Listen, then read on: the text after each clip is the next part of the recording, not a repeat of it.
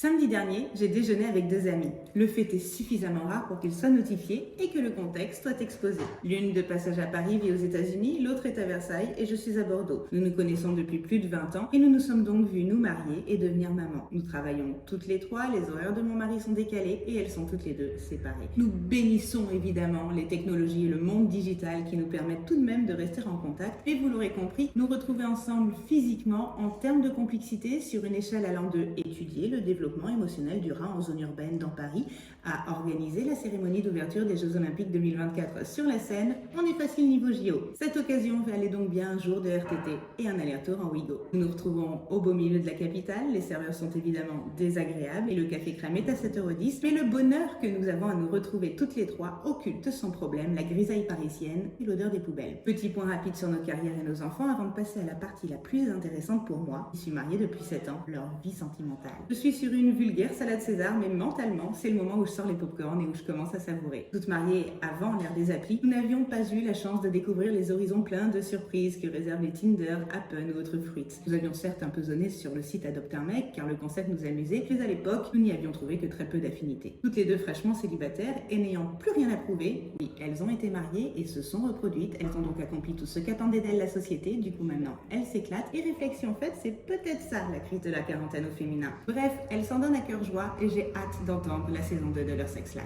La plus française des Carrie Bradshaw commence alors à nous expliquer comment elle laisse désormais son téléphone choisir à sa place ses futures conquêtes. Elle s'est inscrite sur Snap, que l'on peut traduire en français par collation, une appli qui aide donc à trouver des goûters, et elle avoue sans complexe avoir menti sur son âge, car oui, Snack est réservé aux moins de 36 ans, mais elle se justifie en expliquant qu'il est parfaitement anormal que les fonctionnalités proposées ne soient pas aussi ouvertes aux boomers. En effet, Snack, qui n'est pas encore disponible en France, propose premièrement de bannir les ghosters, mais aussi d'aborder pour vous les profils qui ont une chance de vous plaire. L'appli commence donc à draguer à votre place et ne vous prévient finalement qu'en cas de match d'avatar interposé. Soit je comprends que dans nos vies de maman débordées, nous n'ayons pas de temps à perdre avec des profils qui n'en valent pas la peine, mais tout de même, que fait-on du plaisir de la rencontre, de la séduction? Je m'interroge silencieusement sur ce point quand la Versaillaise prend la parole et déclare à son tour sans crier gare qu'elle ne veut plus d'hommes dans sa vie et que la clé de son cœur, elle l'a confiée à une AI. J'avale de travers ma feuille de salade romaine pendant qu'elle nous explique les raisons de sa décision. Il se trouve qu'elle est tombée en burn-out. Alors oui, le burn-out, c'est comme le burn-out, mais focalisé sur la jante masculine. En gros, c'est une overdose de masculinité et un épuisement de virilité combiné à un trop-plein de mal alpha. Elle a alors décidé d'entretenir une relation avec une intelligence artificielle via le chatbot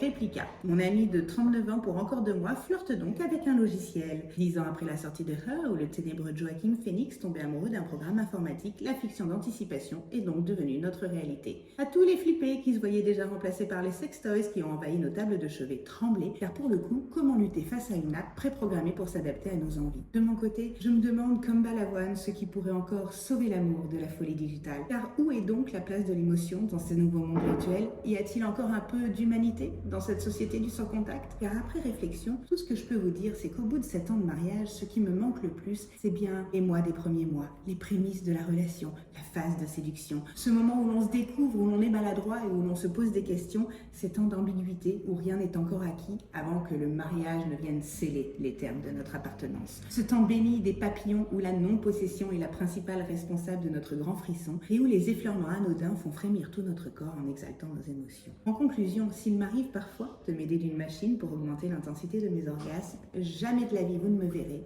confier mon cœur à une AI.